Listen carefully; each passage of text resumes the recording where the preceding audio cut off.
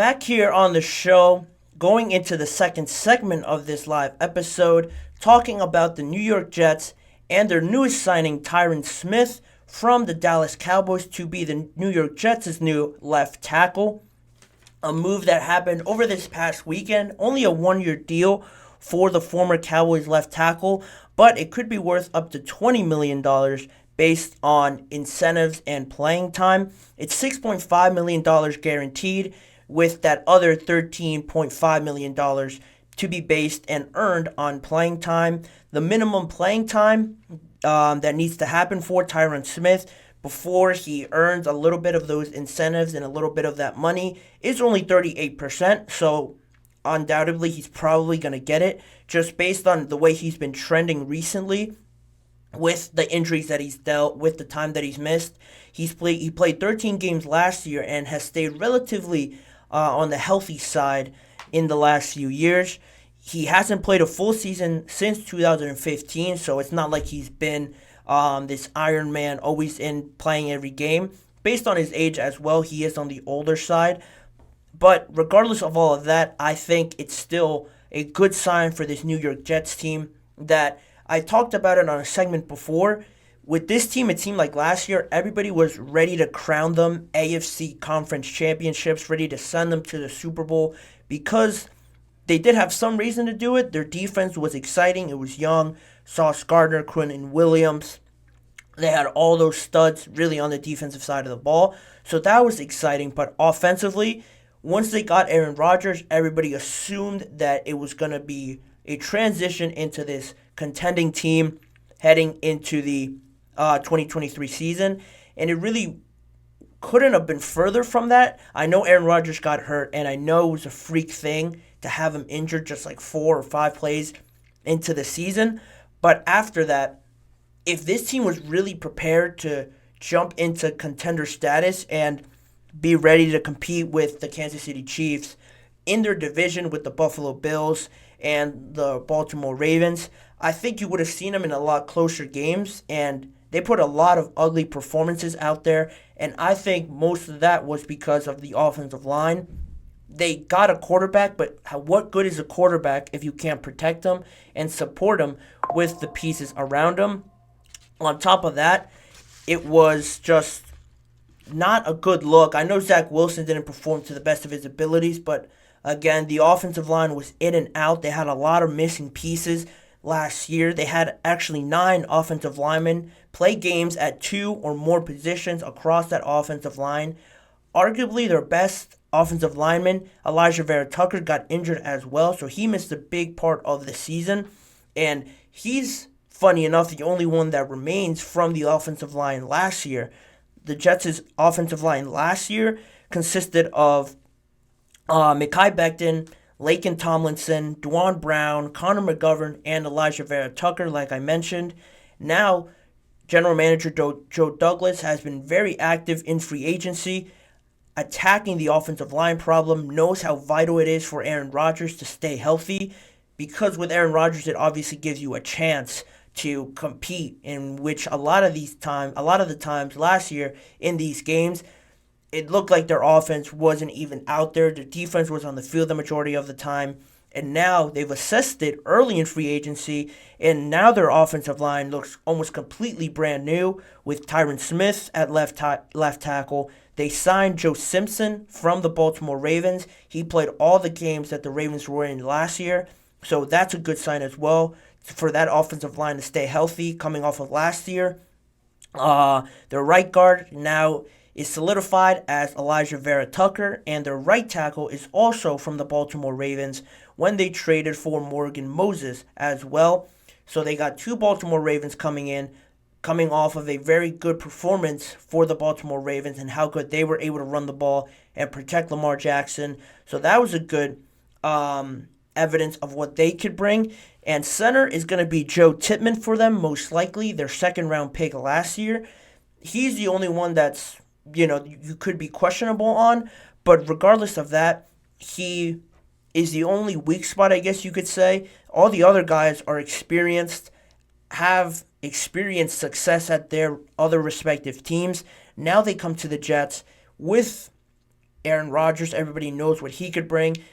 I think it'll be a smoother transition now, and we're going to be able to see what this Jets offense can really do when Aaron Rodgers is able to stand in that pocket, withhold that pressure, and throw it to Garrett Wilson or hand it off to Breece Hall. But on the other hand, that's almost where it actually ends, because other than Garrett Wilson and Breece Hall, who else on that offense can you confidently give the ball to? They recently just departed from their old tight end, CJ Uzama. They still have Allen Lazard on the team, which is a good thing for Aaron Rodgers and that familiarity there with him. But he's not really a number 2 receiver that you're confident can make a difference out there on the field in terms of receptions, getting yards after the catch, and all of that, being exciting for Aaron Rodgers to throw to. And on top of that, you've assessed the offensive line. Aaron Rodgers, you expect him to play to the level that he's capable of once he comes back and he's fully reintegrated into everything, the team activities and whatnot. Now you can sort of shift the attention over to addressing the skill positions. And it's give and take a lot of times in free agency where you allocate your attention and where you allocate all of your resources to address the needs of your team. The Jets wisely went with the offensive line, but now you look at the other markets, you look at the wide receivers that are available, and you look at the draft a little bit. Where do you go to improve that wide receiver too? Because now I think the conversation will shift to that. I think everyone, mostly in the media and all these other outlets, are happy with what the Jets have done at offensive line. But now you need to build on the exciting part of the team, the decorations around the hypothetical cake that you've built already. You have the foundation built already with the offensive line and Aaron Rodgers. Now you need to find a wide receiver too. In that market, like I mentioned, who's really left? Because you decided to go with offensive line, you've ignored it to a little bit, and Calvin Ridley's now off the board. Keenan Allen wasn't available, but he was traded. Mike Evans re-signed with the Tampa Bay Bucks. Michael Pittman signed a long-term deal with the Indianapolis Colts. Now you look at who's really left. It's reported that Mike Williams is going to actually visit with the Jets today or potentially tomorrow morning, depending on when he lands in New Jersey. So that could still be an option. But other than that, you have Tyler Boyd and other options out there that aren't really, in my opinion, aren't really the kind of caliber that this New York Jets team needs right away, because I think they're looking for more immediate success with Aaron Rodgers, obviously in the later part of his career. A lot of these offensive linemen, like I mentioned, are in the later parts of their career. So how much time, if you do get a younger wide receiver, do you have that he could develop into this number 2 receiver that you would want to be out there every single down and distance, trying to create some sort of life in this offense? I don't really know the answer to that. I don't think the answer is in free agency, if I'm being honest. I think they're going to have to look at options in the draft. At pick number 10, I believe, is where they're located. So you still have some good options there. I don't expect the top guys to be there. Marvin Harrison, Malik Neighbors, maybe Rome Odunze. I'm a big fan of him. I think he'd be great for the Jets. But at the same time, the Bears could draft him at number 9 and really fill out that wide receiver room for Caleb Williams or Jaden Daniels. So that's another option. But even then, do you reach, if you want to call it that, for a Brian Thomas, a A.D. Mitchell, a guy like that? How early do you consider it too early to draft the next tier or group of wide receivers? Because I think those 3 guys are in the tier of their own. Neighbors, Harrison, I think they won't get out of the top 6. Then Rome Odunze as well, how well these other teams like him. That's still to be determined. What other teams need wide receivers that desperately need them and will trade up? That's also another factor to consider. All these pieces are moving pieces around the Jets, and they have to determine what kind of direction they want to go. Because like I said, this is a situation now where I think they've really established what their identity can be. They've established that Aaron Rodgers has to be protected at all times because they learned their lesson last season. And I know they gave Zach Wilson permission to seek a trade, and they actually signed Tyrod Taylor, which is a good backup option. I'm a big fan of that. But obviously, you don't want to lose Aaron Rodgers again. You want to see what he could produce, throwing it to Garrett Wilson. This team, I think, has so much untapped potential that I haven't even got into Breece Hall, who I thought was probably the most underrated player last year.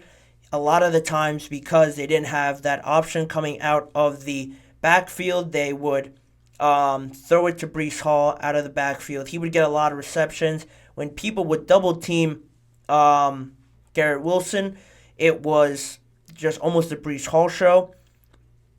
They didn't have that much time to throw because of the offensive line. But other than that, it was all of that mixed in with what Breece Hall was able to produce. And could they switch their identity a little bit and go more run heavy, find a receiver that's not too receptions happy, isn't too needy on producing his own numbers? Could they find more of a blocking wide receiver that's there when you need it?